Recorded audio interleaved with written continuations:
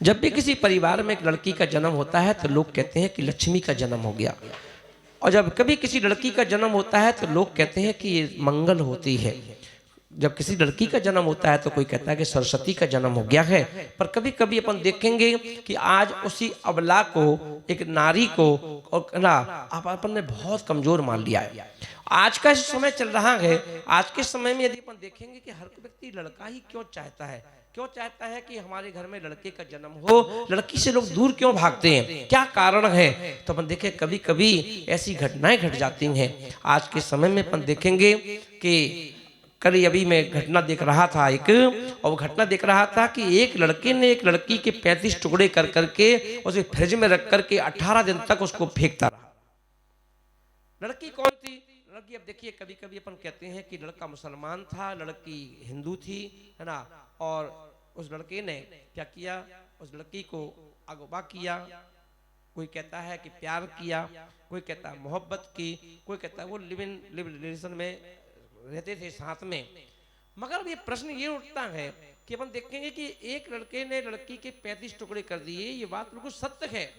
मगर अपन ये देखेंगे कि आज जो हमारी लड़कियां हैं, कोई MBA करके बैठी है, कोई CA करके बैठी है, कोई BCA करके बैठी है, कोई CS करके बैठी है, कोई ना डॉक्टर है, कोई इंजीनियर है। जब इतनी पढ़ी लिखी हैं तो मैं कहता हूं कि हर लड़की मोबाइल चलाती है, हर लड़की व्हाट्सएप चलाती है, हर लड़की फेसबुक चलाती है, इंस्टाग्राम चलाती है। पर अपन ये देखेंगे कि और हर दिन कोई ना कोई घटनाएं हमें, आज की ये पहली घटना नहीं है, ये पहली घटना नहीं है, ऐसी घटनाएं हमको हर 4-6 महीने में एक घटना सुनने को मिलती है। तो क्या ये घटनाएं सुनकर के क्या लड़कियां चेतती क्यों नहीं है? ये लड़कियां फिर उनके चंगुल में कैसे फंस जाती हैं? जब उन्हें मालूम है कि लड़कियों को साथ ऐसा घटना घट रही है, और ये भी मालूम है कि कोई मुसलमान व्यक्ति है, कभी क्या करता है वो लड़की को फंसाने के लिए कलावा बांध लेता है, कभी टीके लगा लेता है, कभी वो हिंदू के रूप में प्रकट होता है। पर लड़कियों को ये बात सब मालूम है ना, है ना। तो इसलिए मैं अपने देश की किसी भी जाति की लड़की हो, किसी भी जाति की, वो मेरी बहन है, और मैं उन अपनी बहनों के लिए एक बात कहना चाहता हूं कि आपको अपनी खुद की रक्षा भी करना चाहिए। क्योंकि अब ये देखिए, क्योंकि आताब के कमरे तक वो लड़की पहुंची कैसे? गई तो अपनी मर्जी से था ना। उसकी मां ने भी मना किया था कि मैं नहीं चाहती कि तू उसके पास जा, उसके साथ रहे। पर लड़की ने क्या कहा, नहीं वो मेरा बहुत अच्छा फ्रेंड है, मैं उसी के साथ रहूंगी, मैं उसी के साथ रहना चाहती हूँ। क्यों? आपने पेरेंट्स की बात भी नहीं मानी, पेरेंट्स की बात ही नहीं मानना चाहते हो, और आप अपना निर्णय, जब बच्चे, ये ध्यान रखना, जिस परिवार में, जिस देश में जहां बच्चे अपने निर्णय खुद लेना प्रारंभ कर देते हैं, बड़ों के निर्णय को ठुकरा देते हैं, वहां पर ऐसी घटनाएं घटना प्रारंभ हो जाती हैं।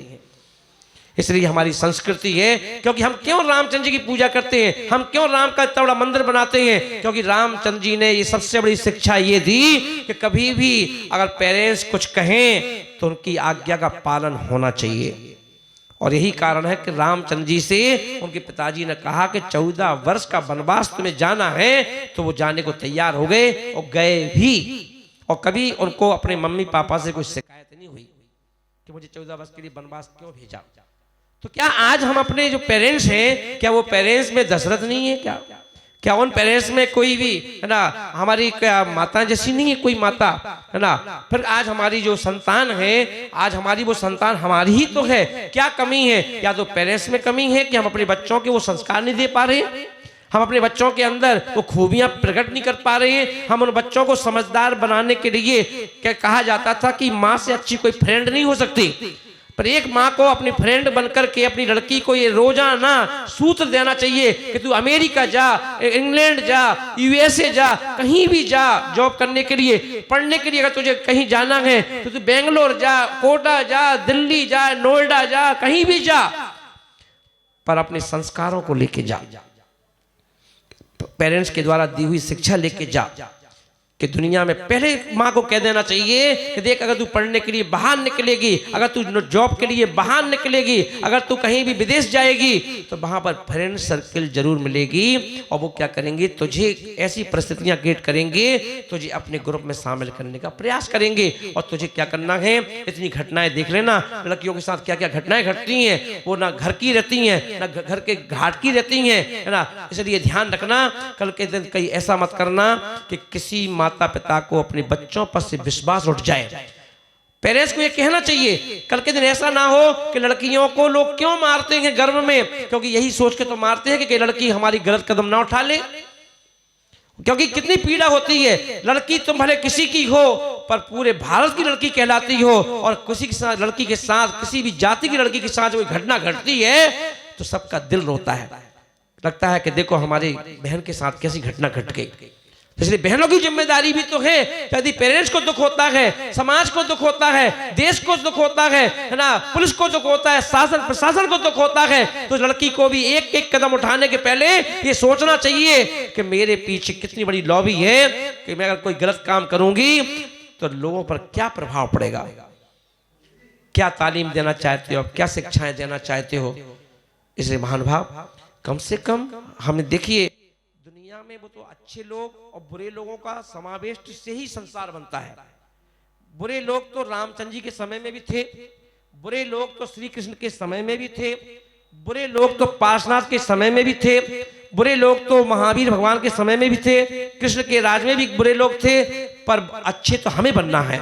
इसलिए मैं आज सभी बहनों से निवेदन करता हूं कि हे मेरी बहनों, किसी भी जाति में, किसी भी परिवार में तुमने जन्म लिया हो, पर मैं यही कहूंगा, देश की आन मान शान को बढ़ाओ और अपनी गरिमा बढ़ाओ, और ध्यान रखो ये भारत की संस्कृति है, यहाँ पर अपने निर्णय मत लो, सारे निर्णय अपने पेरेंट्स पे छोड़ दो, जिससे कि तुम्हारी और संस्कृति की रक्षा हो सके। ध्यान रखें, मैं सभी बहनों से बार बार कहूंगा कि ऐसा मौका किसी लड़के को मत दो कि जो तुम्हारे पैदिश टुकड़े कर सके, या तुम्हारी संस्कृति को मिटा सके, या तुम्हारे साथ खिलवाड़ कर सके। इस बात का ध्यान रखें। बोलो जय भारत माता की जय।